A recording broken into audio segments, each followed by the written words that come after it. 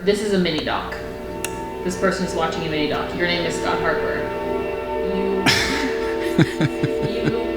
Yes, your facts are correct. My name is Scott Harper. My internet name is Knobs.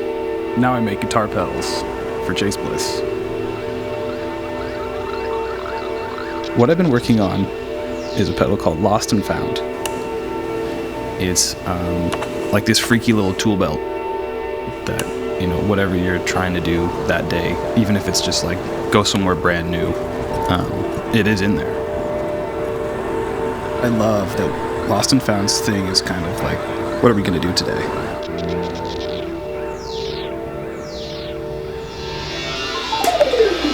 What sound is that, Tom?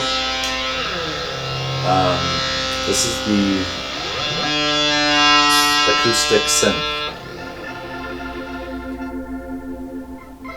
The moment it clicked for us both is that we realized that this pedal could be an opportunity to explore all the things that we hadn't been able to do for one reason or another and put them all in one place.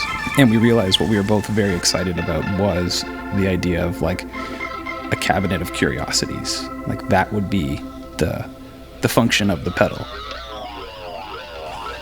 Slow verb. Useful ambient. Orchestral swell. Pitch repeater, pitch repeater, pitch repeater. Pinging phaser. Pinging. Spectral modulator. Tape echo. Grain tumbler. Impulse synthesizer. Sympathetic resonator. Ensemble expander. Genlight. I chose the name Genlight because it sounded like a soda pop. Okay, so we're in my studio today for a bit of chaos testing. We have a sampler. We have an old telephone mic. We're just gonna run a bunch of stuff in the Lost and Found to see what happens, see what we can learn from that. Yeah, we're gonna see if Lost and Found likes clarinet first.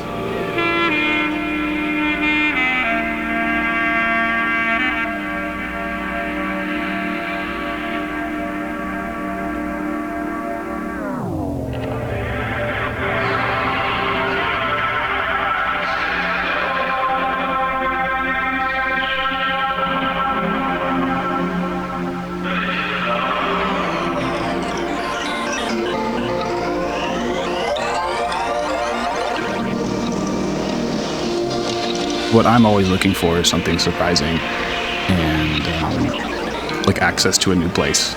So every pedal will start with some kind of curiosity. Like, I wonder what this will be like. And then, you know, hopefully it's useful.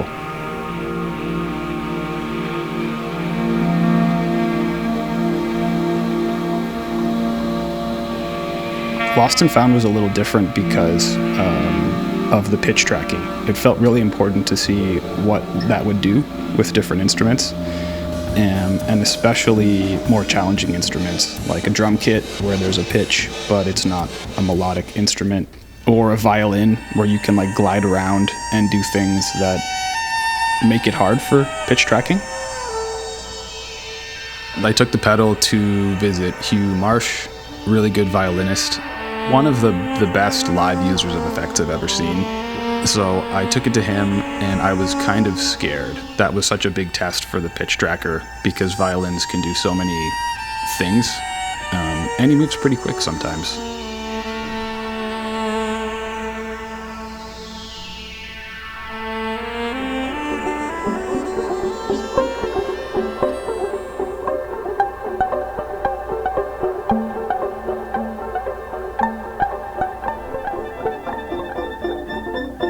That's always one of the things that I keep an eye for when we're making a pedal, is that moment when testing turns into playing. And it happens every time, but sometimes it takes a while and you have to like see through the rough edges. But with this one, it happened so early on.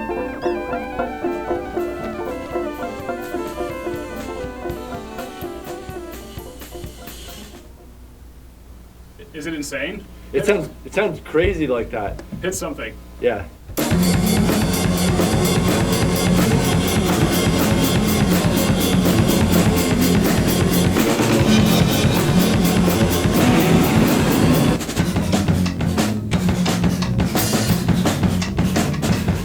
With drums, there's still like a pitch, so I was kind of curious what that would activate or bring out of the synths.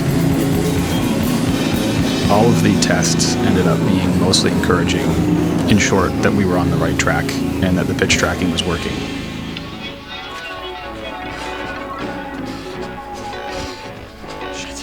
Lost and Found was twisty and turny for sure.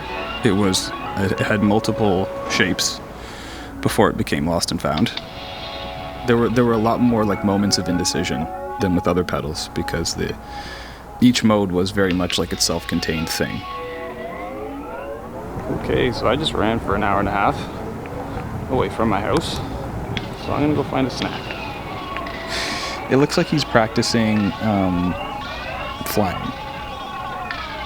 Like he's dreaming that he's flying.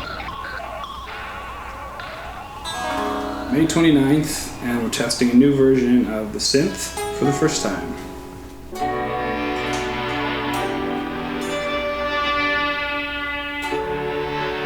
The synth was by far the biggest undertaking. Consumed a ton of time, and so I was a little worried that other things wouldn't fall into place because we were focusing so much on it. But that's just where the most like learning and new stuff had to happen. Some squonks in there. There's some squonks. You're doing great. Maybe I should let it cool, because I'm afraid I'm gonna dunk butter on myself. I think it's hard to know exactly when one of the modes is done. I think it's the feeling for me. It's the feeling of like, I hope Tom doesn't go and tinker with this more. That's how like when I start to feel a bit like I want to like lock something in amber, then I know like, okay, this is special now, and improving it might make it worse. It's beautiful. We have an important moment. Enclosure's here. It's June 6th today. Because there were 12 totally different modes, and the way that they combine is just wild. There were just like so many things to try. This is probably the most time I've spent playing something in memory, and it was all very, very fun.